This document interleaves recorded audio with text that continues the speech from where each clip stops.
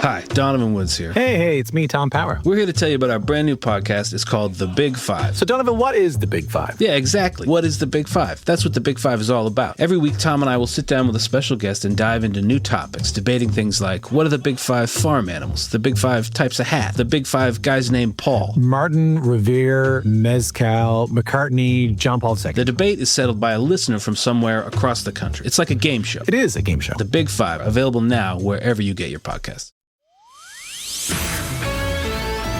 This is the Pooja and Gurdeep podcast. From 98.1 CHFI Studios in Toronto, Canada.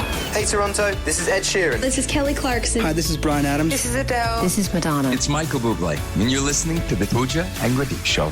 It's fun. They're amazing. So I'm not sure what's happening. Maybe you can help me out here, Gurdeep. I don't know. Maybe it's happening to you and you can relate, but a series of things have been happening as of late that I can all point to maybe one thing, my age. I'm hoping that that's not what it is, but this is what's scary to me is I went for a Pilates class yesterday. And remember I told you I was bringing a friend with me? Number 2, your second class. Yes. And so I signed us up. I just took care of it because I was like, oh, I'm going to bring a friend. And they have like this option if you're new to bring a friend. So I was like, I'll just sign us up.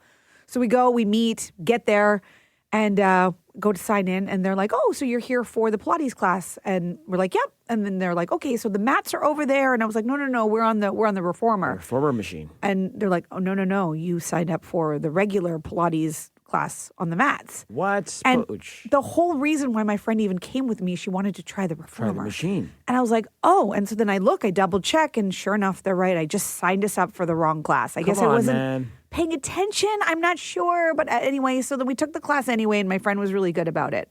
Then I get home, and I see a text from my friend Amber. We both know this girl named Amber, who I'm supposed to be meeting for lunch. Totally forgot about it. Had no idea. And she was there saying like, hey, where are you? No, luckily, like she also forgot about it. So, but still. Oh, thank goodness you're both old. I look at the calendar. It's in the calendar. There's no reason for me to have forgotten that I'm supposed to be meeting this friend, but I forgot. A week earlier, I sent my mom to an esthetician that came highly recommended through a friend. And I was like, okay, just go. It's a consultation. She'll tell you what you can do. My mom, who was like, I don't know this person. It's at this woman's house. I'm not sure I want to go. I couldn't make it. I'm like, this is the time. This is your appointment. Just go. She went, rang the doorbell. The lady's like, I'm sorry, who are you? What do you need? And she's like, oh, I have an appointment. She's like, I have no appointment scheduled for today. Oh, it was the right house. Right house. Okay. But you sent her to a random house. No, but I booked her. Like they finally went and checked the calendar. It was actually a week later on that day. Do you know how to use your iPhone calendar? Is it an old thing or is it a technology knowing thing? how to use your calendar? Is this a you typing with one finger thing that's just coming back to burn you? I don't know, but it's like I've become very, very forgetful. And is it because I'm just like, my brain is overwhelmed? Like, what is happening? Isn't mom brain a thing? Like, don't people say, oh, sorry, mom brain, or is that just an excuse? I don't know. Mom brain's a thing, but this sounds like a calendar problem. It sounds like you're not entering information in your calendar or your reminders. I hate to bring this up. Steph and I weren't going to say anything, but you're not wearing any pants. Oh, no! Oh, no! From CHFI Studios, It's the Pooja and Gurdeep podcast. May the force be with you. May the force be with you. May the force be with you. May the force be with you. May the force be with you. This is May the 4th. Happy May the 4th day. Happy May the 4th day. Okay, here's what we're going to do. This is ridiculous, and it's going to be awesome. Fish to Fur is in, and he is a big Star Wars fan, yeah? Huge Star Wars fan. Do you know what I did this weekend? Watched all 15 of the movies. I watched all 9 Skywalker Saga movies this weekend. Because you have to differentiate. Duh. Oh, obvi. Some are Skywalker and some are the other guy, Abrams. So I'm not going to subject Pooja versus Steph to a quiz. Here's what we're going to do. So we're 3 different degrees of Star Wars in here, okay? So there's Pooja, who's our team captain, because you've seen all of them. You're the only one out of Steph, myself, and you. You've seen all of them. I've seen them with Pooja. I've been to a theater twice with you to see Star Wars movies. Okay, like a junket kind of thing? No, like we used to go for our Christmas outing at our previous... I'm glad it was so meaningful to you. So glad I remember.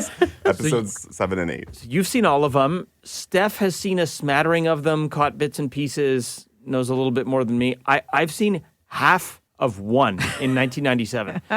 So we're going to put our heads together and try and do a Star Wars quiz that Fishtifer has cooked up. We're going to Family Feud this style work together, okay? Okay. Ready? Right. Wait, Yes. we're going to set it up. Here we go. Feel it. Feel the force. Is that what that is? Feel That is something. what that is. Okay. Are you guys ready for your first Star Wars question? No. Okay. So, we all know in Star Wars that Jedis use lightsabers as weapons. But there are also guns in Star Wars, but they're not called guns. What are they called? Stingrays? Blasters or light- something? light I think rays? they are Ding, ding, blasters. ding, ding, Yeah. ding. Blasters is the right answer. Good job, Team Captain. The captain knows stuff. El Capitano, I told you it's in there. I'm like, I don't know, pea shooters? Stingrays is what I said, yeah. All right, so in real life, when we're, thirsty, we might reach for a big glass of milk. Oh. Not unlike our friends in the Star Wars universe. However, their milk is not white. What famous color is the milk They in drink Star Wars? milk in Star Wars? They do. Zero idea. Green? I would guess green. We want to go with Sure, green. whatever. Pick Green? another color. Oh. It's actually blue. Blue milk. You guys have not heard of blue Sounds milk? made up. No. You can actually get it at Disney World in the Star Wars line. I bought the blue milk. It tastes like a pina colada, but Aren't you lactose intolerant? it's actually dairy free. Worth it. Yes. Okay.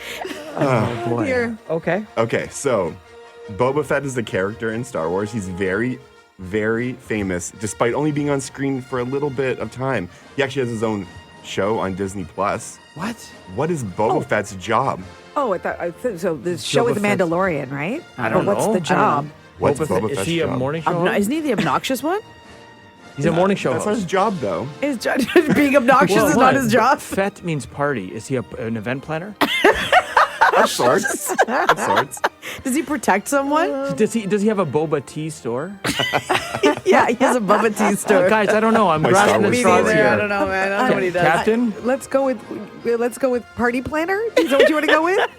You're the captain. Yeah. Okay, let's go with Party party planner? planner. I think you know which button to hit, Gurdeep. He's a bounty hunter. He is a bounty hunter. He's a bouncer. Glurb. He checks ID at the door. He says, "You can't wear those sneakers in here." Okay, got it. Okay, this one, do not discuss amongst the three of you. You're all going to take a shot at this. What? Okay, what? So without discussing, do your own impression, we'll start with Gurdeep, of what you think Darth Vader sounds like. Oh. Luke, I am your daddy.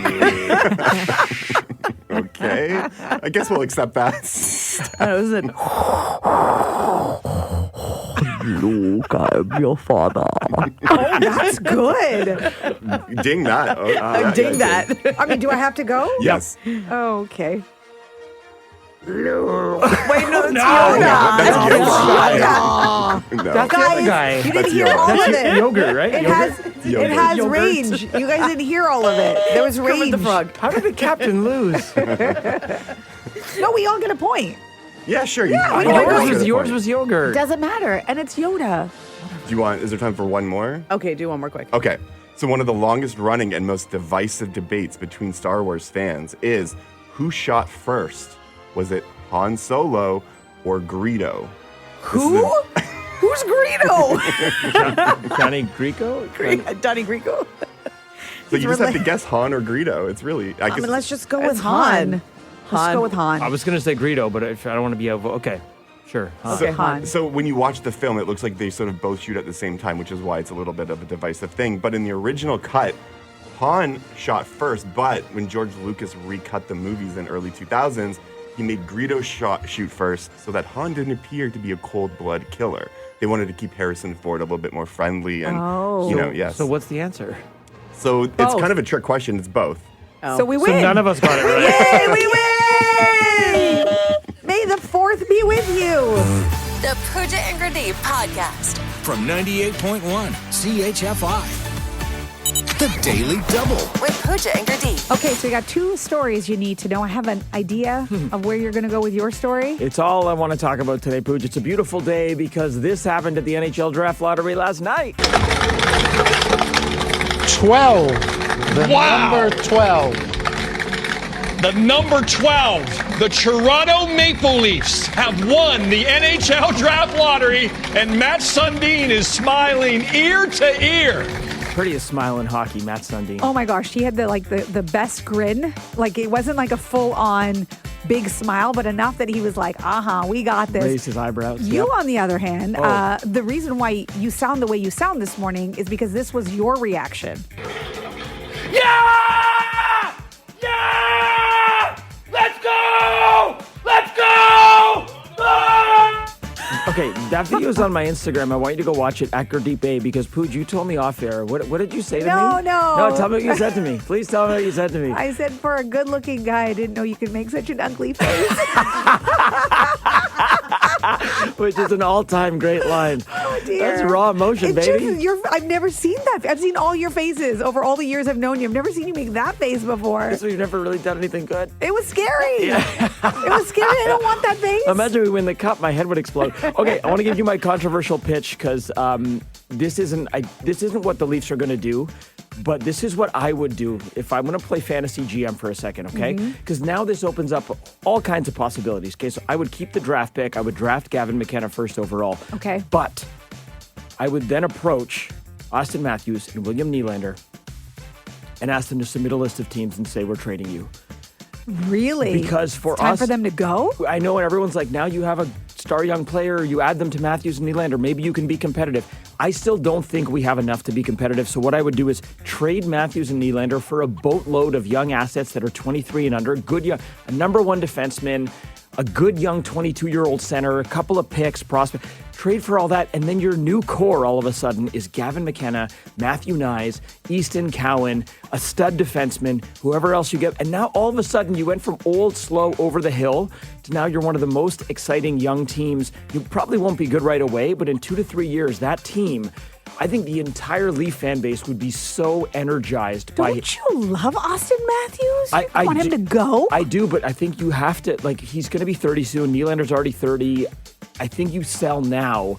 I don't think you're going to win with those guys. Again, I know it's unconventional. If I was the Leafs GM, I would do this, and I bet you most of the educated fan base would be very excited by that. Interesting. It's almost like the devil you know versus the devil you don't know, right? Because in this case, it's true. I know what to expect with them. That's true. And then we know what we could do. Yeah, and sometimes prospects are magic beans. They don't always sprout. But drop a text at 981-981 if you've got a thought on that approach. What do you got, Pooch? Okay, so picture this. The next time you call an Uber on your app, it arrives with a hot cup of coffee or tea. Oh. As part of your ride. I thought you were going to say a hot driver. I was like, sweet. Is that a function? Can I click that? How exactly do you click on that, by the way? It's not a dating app. So this is what Uber is now rolling out. It kind of makes sense, though, given they have Uber Eats already, right? So all that's happening is that when you go and you confirm your order, you can then add to it with what they are calling Eats for the Way. And then they're going to just pick up your order on the way to come get you. So when you get in the car, it's already there for you. It could be a coffee, it could be a light bite, could be berries, fruit, could be anything. You know what the premium is on that? Not sure. However, I guess it would be kind of included, right? Because normally you would pay a delivery fee for that. I guess that would just be included. But here's the catch. Right now, it's only exclusive to Uber Black and Uber Black SUV. So you're already spending a pretty penny. It's already maybe included in that fee because you're paying quite the markup. Yes. Now, I will say it's only rolling out in select cities. I'm not sure if it's going to be in Toronto, but you won't know this until you confirm your ride. So I try to check. You have to confirm your ride, and then that's how you add it on. But, I mean, if it works out well in the cities they're trying it out in, it could be coming here. I'm basic. I roll with my Uber X, which is the cheapest option. If I'm an Uber Black member, can I also order an Uber hot driver? I'll take a hot coffee and a hotter driver. You should pitch this as an idea. Let's see how it goes. From CHFI Studios, it's the Pooja and Gurdeep podcast. So you remember your clubbing days, and, a lot of us used to go clubbing. That was part of it. Kids these days don't really go clubbing anymore. Do they? I don't know what people are doing these days. Or maybe it's evolved. It's changed from what it used to be. I know for us, it used to be you get together at 10 or 11 o'clock for some pre-game. Pre-game, yes. And then you would go out to the club that late. 11:30. And then just be out till, 3. I love that you're filling in all the blanks for me. Exactly. I mean, and then after the club, you make bad decisions. There you go. It usually ends up in pizza and loneliness. All of those things. But we did it. We all did it. And I think maybe the younger generation, they're not into drinking as much. They also don't want to pay the amount of money it costs to pay for a drink. $25 a drink now, man. And you could just swipe and meet people. So why would you actually go out? There is a lot of that. But there's this club that's coming to Toronto. It's called Complex 19. It's opening on June 28th, and they have a no cell phone rule where when you come in, you got to check the cell phone. Wow. And the whole point is they're like, look, nobody wants to be partying while there may be somebody videoing you or being on their phone. It's a distraction.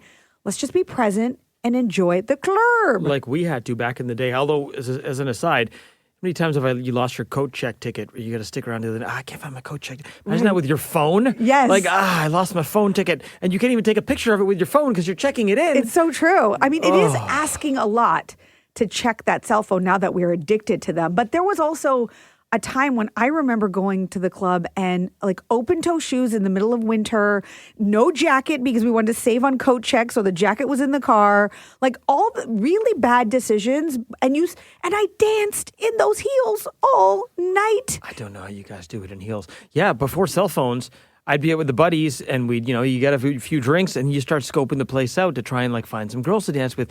And this is going to sound super creepy, but if you're of a certain vintage, you know what I'm talking about. When you go to the club, it used to be, and I don't know what happens now, it'd be like girls dancing in a circle. Yep. And if you saw someone you thought was cute, you wouldn't tap them on the shoulder and say, hi, I'm so-and-so, do you want to dance? It was you just kind of sidle up behind them and you just start inching closer to them. And then you have sort of this sounds so offside. I'm sorry, but you just kind of put your hands on their hips and hope that they don't move away. Right. And then this is what would happen. You'd have your hands on their hips and then they can't see you because you're standing behind them. So their friend across the circle would look at you and then they'd either give the thumbs up, yes. He's cute, or the no, he's a creep, step away. And then the girl would either just step away or kind of move back into you and start dancing with you. And you wouldn't actually look face to face sometimes for 5 or 6 songs. You're just slow grinding, have no idea what's going on. It's just Shaggy playing, and you're I'm having the time of my life. Then the lights come on, and you're oh, this is different.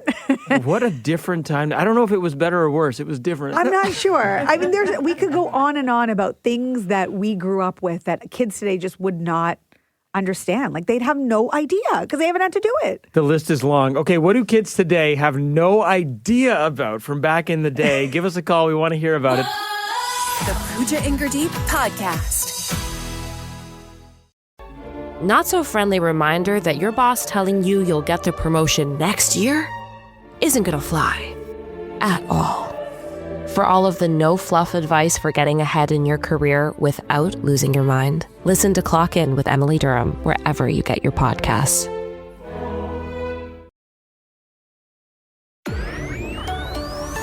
This is the Pooja and Gurdeep podcast. What do kids today have no idea about? The simpler days. Okay, Deirdre texting in saying cliffhangers of TV shows, and then we'd all be hanging on for a week to get the answers.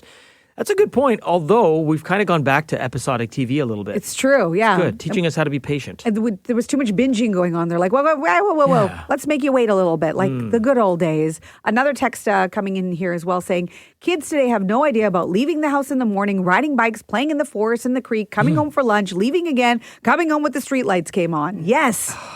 That really makes me sad if kids don't know the joy of that. Okay, let's take a call here. What do kids have no idea about from back in the day? Let's go to Brett in Mississauga. Dial-up computers with that horrible noise. Oh, yeah. Oh, man. Oh, my goodness. And how long it took to do anything. You click on something and it would take forever. I know. I showed my kids on the noise and all that. They just freaked out on it. Yeah, it was very dystopian sounding. And then also you wait all that time for it to dial up and connect. And then your mom picks up the phone to make a call and then it kicks you off. You're like, no, Mom, what are you doing? The other one that freaked out my kids are floppy disks. Oh, yeah. Yeah. I forgot about those. I never understood why floppy disks are hard and hard disks are floppy. Exactly. Who named them? It's very dumb. Brett, you're bringing back some memories. Thank you so much for weighing in. Have a great day. You too. Bye.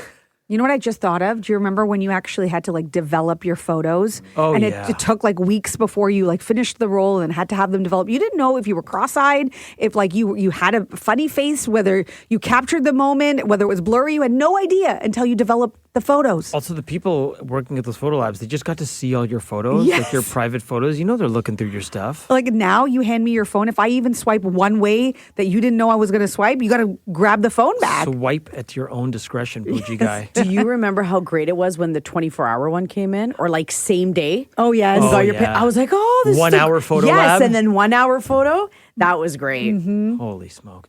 Okay, thank you for all the calls and texts that took us down memory lane and also sufficiently made us feel old. Thank you. From CHFI Studios, It's the Pooja and Gurdeep podcast. So I tried something out of my comfort zone last week, and you were one of the people who warned me that it wasn't going to be easy.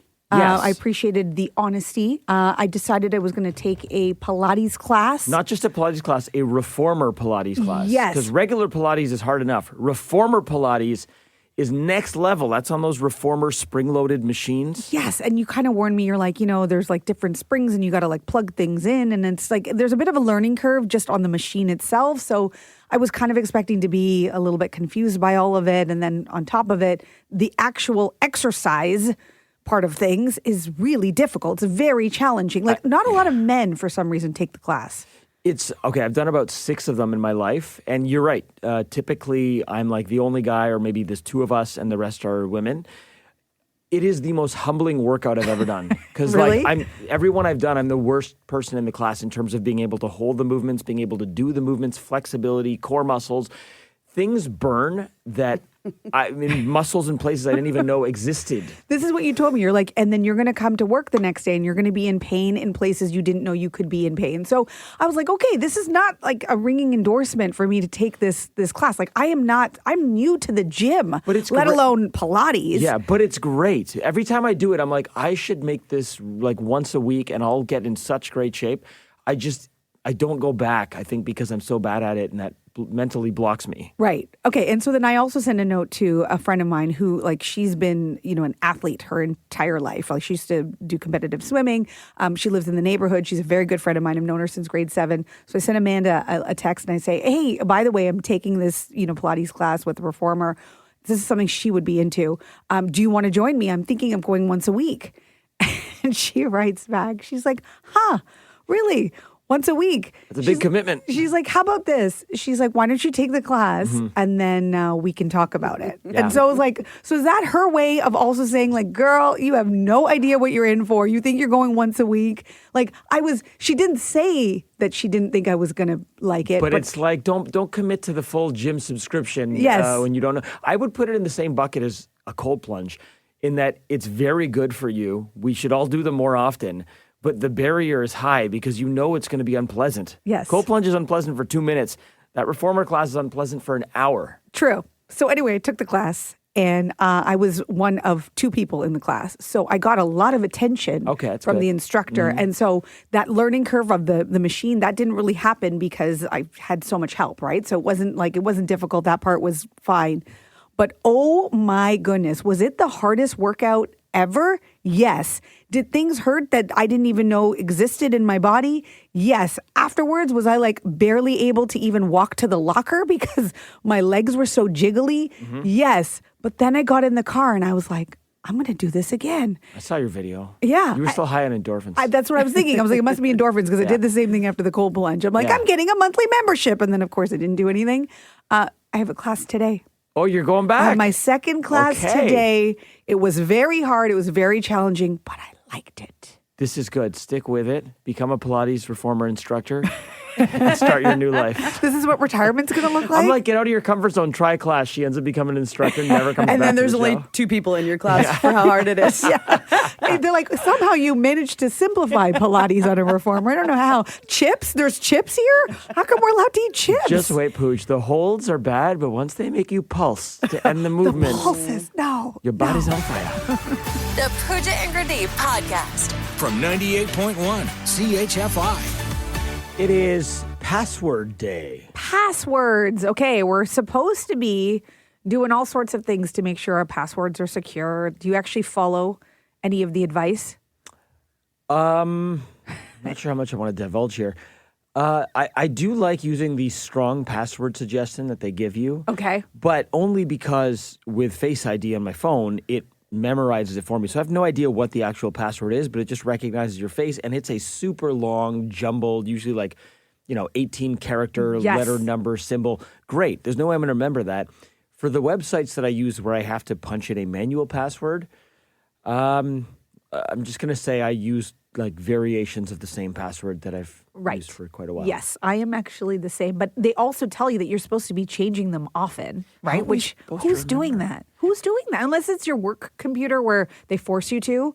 And then, sometimes even in my work computer, I'll try to put in an old password. They're like, you already picked that one before. And then you try 3 more times, and it's like, you've already done that one before. That's how my computer sounds, by the way. It's an old, grizzled person smoking a dart. Yeah. I mean, I guess gone are the days where you just would be able to be like, when you were playing with your friends, and you'd be like, what's the password? And then you'd let them into the clubhouse. Like if you're making a fort? Yes. Oh, that was the best. Right? And so, they were simple. It was a simpler time. There was a time where my passwords were pretty simple. I didn't need all of the extra characters because, we weren't that savvy when it came to technology. I bet your passwords now are all things from the show. You think so? Yeah. Like what? I feel like your go-to password that you do variations for is vacation 123. You added the 1, 2, 3 to it? That's a password, yeah. That's good. Yeah. Okay, well, if we're doing that, then I think yours is probably Heater Bud. Wow. Heater Bud. Just Heater Bud? No numbers? There's got to be some symbols, some numbers. Okay, Heater Bud, 1, 2, 3. Oh, wow. Okay, all right. I think you may also occasionally go with bike _lock _key. Exclamation point. Exclamation point. Never thought of that one. Mm-hmm. Is yours Lats Be Poppin'? Isn't that your thing? Well, you said my lats be popping in order for me to feel like I'm actually working out. You can now gain access to my Hotmail from 20 years ago. Yours could be, there's so many. It could be like acai bowl. It could be flat white. It could be Ariana Grande. Whoa. Hey, stop divulging all my secrets. It could be P-Wood because you don't like to say password and you like to abbreviate things. P-Wood? I don't know. We're talking about you. I feel like yours is probably, in the end, you know what that means. Okay, and yours, just to close it out, is woohoo! How does one spell that? Let me write it down. From CHFI Studios, it's the Pooja and Gurdeep podcast. The Daily Double with Pooja and Gurdeep. We got 2 stories you need to know. What do you have, Gurdeep? Okay, I am going to use this forum for a little PSA, Pooch. I think you know what I'm going to say here. I want to debunk an online conspiracy theory that has been circulating for about, 36 hours now, and it's very frustrating. Okay, what's this? It's the internet. Could be anything. It could be many things. There's many conspiracy theories, but this one I can debunk. The narrative on social media from fan bases of the Canadian teams that were in the NHL draft lottery but did not win the NHL draft lottery. Okay. It's hilarious. So I'm looking at you, Vancouver Twitter. I'm looking at you, Calgary Twitter. I'm looking at you, Winnipeg Twitter. And even some of the American teams' Twitters who were in on the NHL draft lottery and did not win. Some of the teams in particular who had better odds to win the draft but did not win. Vancouver is the main culprit here. So the group of sour grapes is what you're saying? Yes. All of them? Absolutely. Factions of the fan base are claiming online, perhaps somewhat in jest, but there's people out there who believe it, that the lottery was rigged and that it's the NHL's secret hidden agenda to help out the Leafs. Help out the Leafs? When has that ever been on anyone's agenda? Did you watch the NHL draft lottery? It was completely transparent and random with ping pong balls. It's almost like it was a lottery. By the way, the folks crying conspiracy are the same folks who've been saying for years that the NHL is rigged to help out American teams. Oh, I heard that one. So now you have contradictory conspiracy theories. So which is it? Pick a lane. Is the NHL rigged to help American teams, or is it rigged to help the Leafs? Take off your tinfoil hats, get out of your mom's basements, touch grass, and move along, thanks. Just a lottery. We won. Bye-bye. Wow.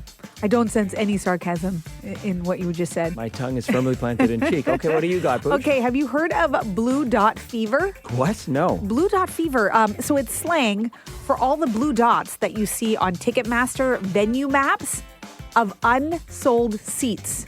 Oh, okay. Like when you're going to buy a ticket or whatever? Yeah, if you're going to a concert and you see there's all those blue dots, that means those are available. Well, they're calling it blue dot fever because it's becoming more and more noticeable. Many musical acts, they are now canceling their shows, right? Their tours. Post Malone, Meghan Trainor, Demi Lovato. Most recently, you might have heard about Pussycat Dolls canceling or delaying tours, or they're only doing some cities, not all cities. Now, they're saying some of it is scheduling issues or whatever, but the truth of the matter is that they're not selling seats. That's what's happening. And they're not selling out the shows the way they want to. And it's, not rocket science, but it's the prices.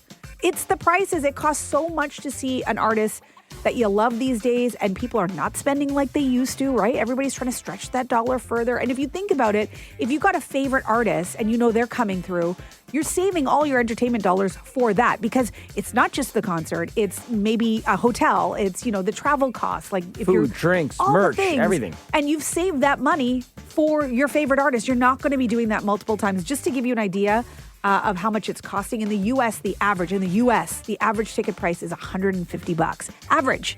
So that's a lot. That includes the B&C acts too. Yes. And I asked Steph, I was like, do you remember how much you used to pay for front row tickets? And she said $80. $80 back in the day. Back when we used to line up outside Sunrise Records and there wasn't all this trickery with bots and Ticketmaster. Exactly. The Pooja and Gurdeep podcast. From 98.1 CHFI. Today is golf day. Sometimes the days don't make sense. Sometimes they do. This one makes sense because you're kind of getting into golf season in Canada now anyways. Yes. I mean, in warmer climates, it's been golf season forever. It doesn't really stop. I thought I'd take this opportunity to remind you about the Gurdeep Ahluwalia Putt for Pups Invitational. It just rolls off the tongue. Right? Yes. It's a mouthful. It's actually, in its full title, that was the abbrev.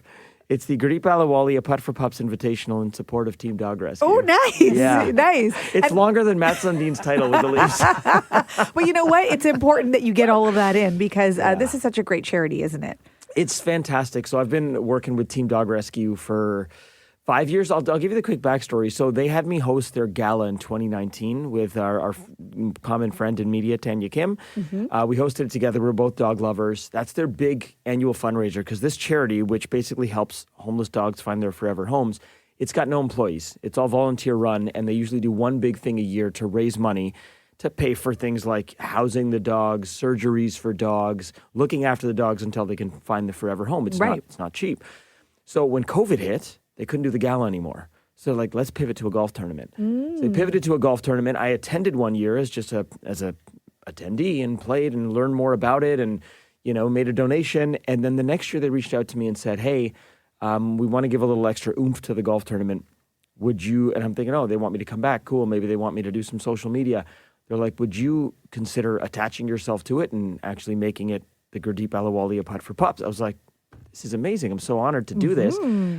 So this is now the 4th year that we're doing this. You've been out many times in the past. Yes, and it's phenomenal. And it's just great to get everybody out. Like your friends, people like golfing anyway. You get your foursome. It's for a great cause. And actually, last year you actually got to meet some of the pups as well, which was really sweet. I'm glad you mentioned that because that was such a hit. We're bringing out even more rescue dogs that have successfully gone through the program and found their forever homes. You'll get to meet them there. We book out the whole course. So I have some friends say to me oh man, I really want to support it. I love dogs. I want to support what you're doing, but I'm not a golfer. It's intimidating. It's actually the best place to learn how to play golf because we book out the whole course. There's no stuffy marshal breathing down your neck telling you to pick up the pace. Right. There's so much great food. Nando's, shout out Nando's. They're sponsoring, providing food for everybody. And it's just you drink, you eat. There's food stations. You play, you take your time, and it's all for a great cause. It is the best place to come out. Puttforpups.ca, teamdogrescue.ca. You can go there, get your tickets. We're actually going to be giving away some tickets through Can't Beat Gurdeep next week. Oh, yes. Look forward to that. I will be there as well. My husband's going to be there supporting shout as out to Paul as well. He always sponsors the golf carts. Yes, and I'll be there driving the golf cart, with you. Yes. Which, that's been my learning curve. Not how to play golf, how to drive the cart. I mean, you're welcome to play if you want, but you and I, what you and I do is we drive around. We actually meet everyone who's signed up to play. So we'll meet you if you sign up and come out, and we do Can't Beat Gurdeep style trivia. Yes, with everybody there, so you get to do a live version of that. And we give away prizes. It's so much fun. It's a great afternoon. So check it out and get your tickets where? Teamdogrescue.ca. We'd love to see you out. Oh, I didn't even say it's Monday, June 22nd. New track this year, Pheasant Run Golf Club. It is a beautiful track. We'll see you out there. Teamdogrescue.ca. Thanks for listening to the Pooja and Gurdeep podcast. Listen to Pooja and Gurdeep live weekday mornings from 5 to 9. Only on 98.1 CHFI. Toronto's perfect music mix.